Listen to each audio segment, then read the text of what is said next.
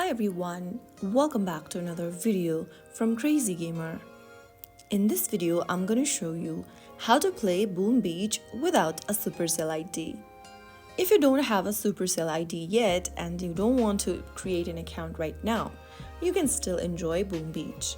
First of all, go ahead and download the Boom Beach app on your device and then launch it open. Now you'll be asked to enter your age.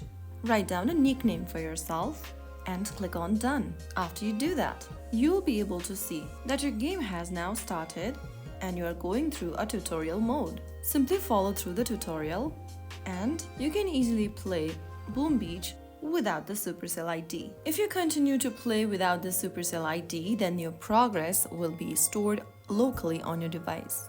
Playing without Supercell ID, without logging into your Supercell ID is okay, but if you change device or lose your data, you won't be able to restore your progress. So in order to avoid this risk, it's recommended to connect with Supercell ID eventually for a safer gaming experience. So that's how you can easily play Boom Beach without Supercell ID. Whenever prompted to sign in with Supercell ID, simply tap on Cancel or tap on Continue without Supercell ID option.